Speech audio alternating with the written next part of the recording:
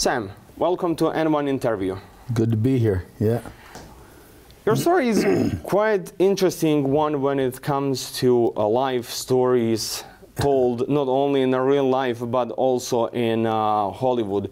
You have been on the other side of the law in your formative years, if we can say that, and then you switched to life of faith, life of helping children, life of helping people away from your home country, from United States, far down in Africa, in Sudan. Can you tell to our viewers something more about your formative years and life in United States before you find your faith and your new life? I tell you what, I believe that all of us out there, I believe we all have a dream as a child. You know, some people in America want to be a fireman, some people want to be a police officer, doctor, teacher. I believe that as children, we all have a dream of something successful we want to be.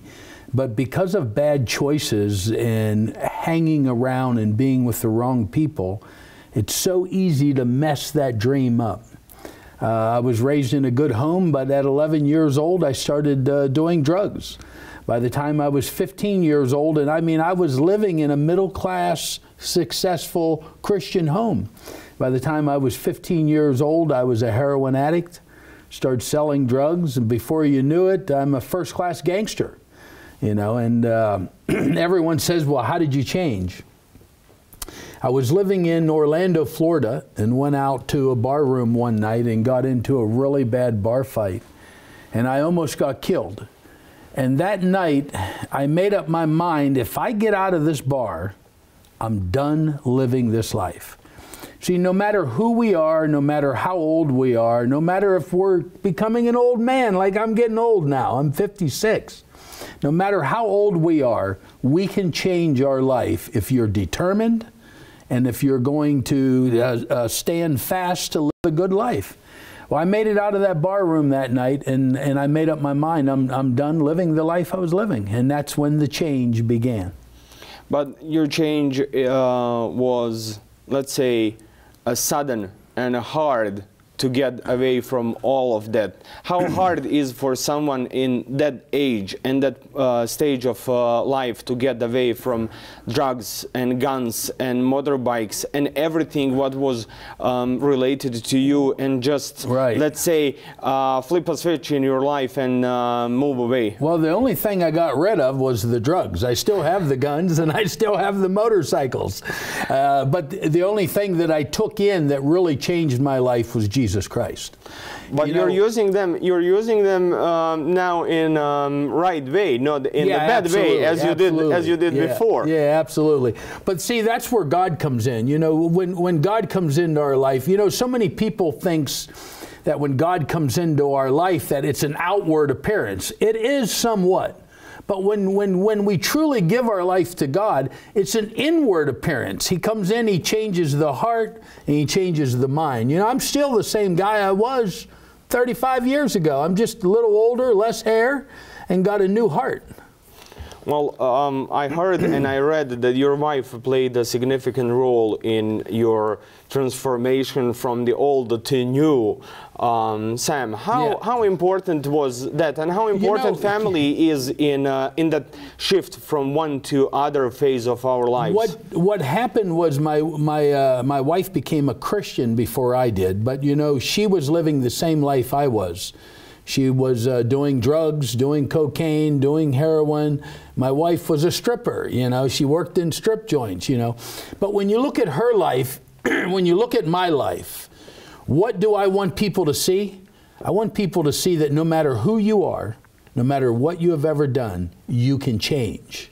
But it begins with you. You got to want it. You got to want that change.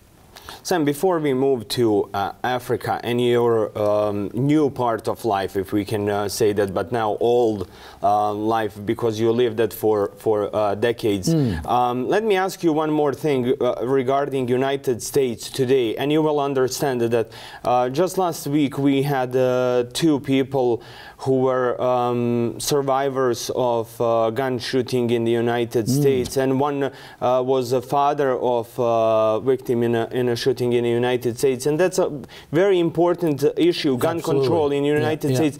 How you comment on that, and what are you seeing now in the United States as a society when it comes to that? Well, you got to remember, if you outlaw guns anywhere in the world, the only people that will have guns will be the outlaws, the bad guys. You know, so I believe that in most of the United States, I'm going to say the majority of the United States. See, I was raised in the mountains where we started hunting for rabbits and squirrels and turkey at a very young age. It was a family thing. So for the majority of Americans, you know, having guns are for hunting. But you got to remember, we have never had a mass shooting by a law-abiding citizen. You know, in the United States, you just can't walk into a store and buy a gun without a background check, you know. So they do background checks. You got to be licensed. Is there a few things I think they could add? Yes, I believe there is. There's a few things they can add. But I don't believe that they will ever disarm America. I don't think they should. I don't believe they ever will, because it's in our Constitution that we have the rights to bear arms. So let's move to Africa. Let's move to Sudan. Yeah. What was your initial thought to go over there and see everything what was happening, because you went through the war in Sudan, and you have almost a similar experiences as we have here in Bosnia and the Western Balkans from our wars in the 1990s. Well, I can tell you, God is a very clever God. You know, when He wants you to do something, He'll get you into that position where finally at last you got to make up your own mind. I started supporting Africa in 1995, the work in Africa. In 1998, I found myself in the middle of a village that was getting ambushed. And that was the moment that I had a choice to run, hide, or stand up and defend people. And I don't know if it was my past. I don't know if it was the power of God. I don't know if it was just me, how my dad and mom raised me. I don't know what happened. All I knew was I decided to take a stand for children and civilians that was dying. And I stood up in the middle of a war where a man by the name of Joseph Kony was murdering and killing people. And I started rescuing children. And it started out with a handful of children, and then all of a sudden it turned into thousands of children. The organization over the years became a big organization. You know, now the war in northern Uganda is finished. South Sudan is still very unstable, you know.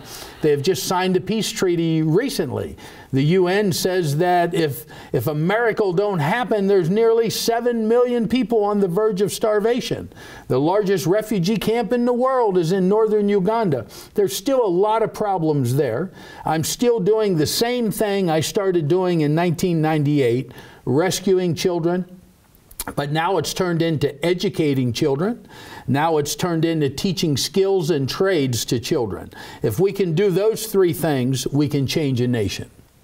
I saw an interesting scene from a movie where Gerard Butler is Sam Childersa. He sits beside the child and he speaks, and then suddenly he says, "Oh, you don't understand anything what I'm saying." How hard it was for you to go over there and deal with all those issues in totally different environment, and to raise those children over there when they practically don't understand you? How much help you had from people who were on the scene and local community? You know, it was very difficult when I first started, but it's like anything that we set out to do in life.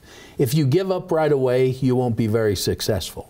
But see, I never gave up. Year after year after year, 24 years later, I can speak a little bit of the language. I can understand the language fairly well, Arabic, and then also languages inside of Uganda. So I believe that anybody out there that's listening to this, whatever you begin to do, there's going to be stumbling points. There's going to be struggles. But the main thing I want to tell you is don't quit. because it will get easier. So 24 years later, it's a lot easier for us. I mean, the organization went from 1 little orphanage to 4 orphanages. Now we have training centers. We built 7 schools. We're building number 8 school now. We drill wells. We work in 3 countries. The only thing I can say to anyone out there listening is don't give up. But how much politicians and international community are listening when things like this are happening? Because you just mentioned northern Uganda, where the largest refugee camp is. You mentioned the millions upon millions who are on the verge of starvation in that part of the world. But also we have down in Yemen millions of people starving, and international community is still divided. And we have seen that situation in early 1990s in Somalia and in Rwanda, and we saw that here in Bosnia and Herzegovina. Why isn't there enough reaction from international community when people like you and others who are working on these issues raising their voices and raising awareness about what's happening in those parts of the world which are currently in a crisis or were in a crisis in the past? Well, I can give you 2 answers. I can give you one answer from the secular world. That's from people that might not be strong believers in Jesus Christ. I don't believe there will ever be total no wars around the world unless it begins in the individuals. Everybody out there, you have to believe in freedom. Now, I'm a Christian. But it doesn't matter if you're Christian, it doesn't matter if you're Buddhist, Muslim, or who you are. Everybody has to get it in their mind and in their heart. They want freedom. See, freedom is when we can have peace. Now, as a Christian, I can tell you, I don't believe the war will ever be finished for anyone until the sound of that trumpet. So when we hear that trumpet, that means God's coming back for us. But if we want peace before God comes, peace begins in all the individuals out there. Every country, every denomination, every belief. The only way we will have peace is if we just stop fighting and hurting one another. Look what happened in New Zealand. Look what happened around the world. Look what's happening in Sudan today. Why is it? It's because 2 different tribal people or 2 different belief of people are hating one another. We got to get rid of the hate and get freedom back.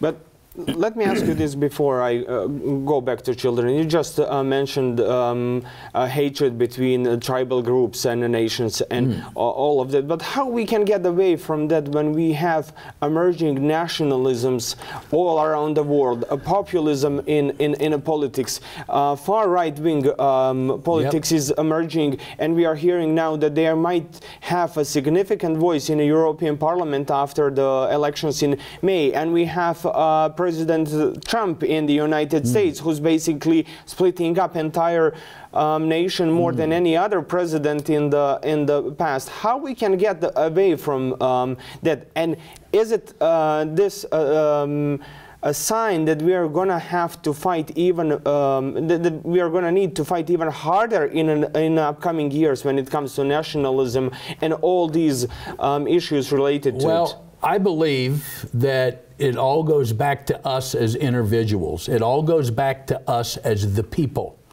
We need to believe in freedom.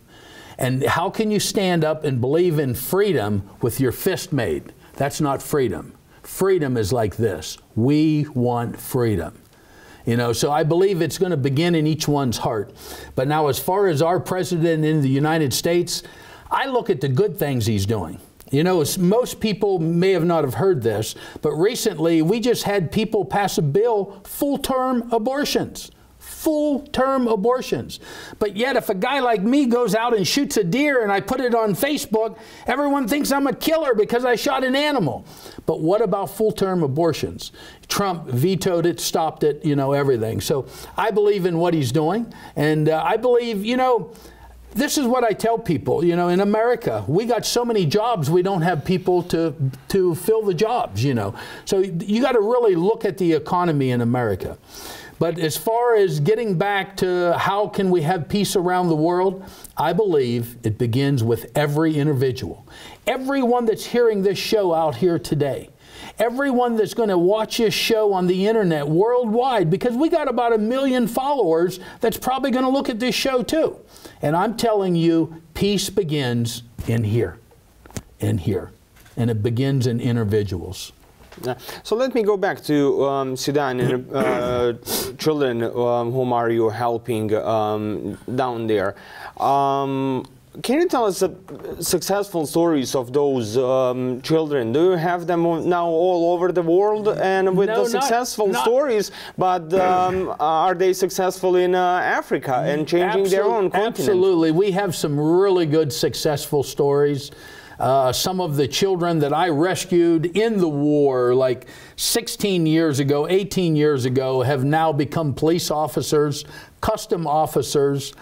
Some of them went off to be farmers.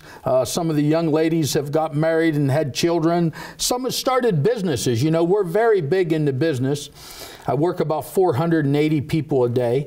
And I believe I've been a missionary for 24 years. And a lot of missionaries think we just got to go into a country and preach the gospel of Jesus Christ.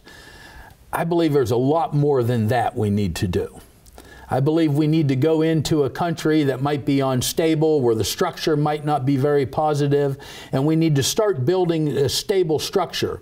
So we started to build businesses, restaurants, hotels, doing construction work, commercial farm. I got a commercial farm in northern Uganda that's doing amazing. Since the first of the year, we sold a lot of our crop, but we gave away 8 truckloads. That's about 90 tons of food. So I believe that what we should do as missionaries is go in and start teaching structure in business. We had one young girl that she worked for us for 2 years, and she learned how to make Spanish omelets, eggs Benedict, and French toast and pancakes. She went into a small town and opened up a restaurant. She's doing so well, she only has to do breakfast and lunch. You know, so we got success stories after success stories. One of the girls that I had her in college inside of university in Uganda, and she was in there for years. I was starting to think that she was going to make a career out of it, but now she works in the president's office in South Sudan. You know, so the big thing is, I believe we need to educate, teach a skill, and a trade. With those 3 things, that's how we change nations. How much help you have from governments on the local level, but also from the international institutions like United Nations, who are preaching all the time that they're working on humanitarian cases and causes all over the world? And how important is to have that coordination between local governments, international institutions, and people like you? I don't get any help from any government, and I don't want it. Because when you start getting help from governments, they can start telling you what to do. I get support from President Museveni of Uganda, and a lot of people don't like this guy. I praise him. I think he's unbelievable. 24 years of me being in Uganda, I see shopping malls, McDonald's, Kentucky Fried Chickens. I see businesses, factories. I've seen so much come, and it's come through the president of the president of Uganda, and he's just an amazing guy.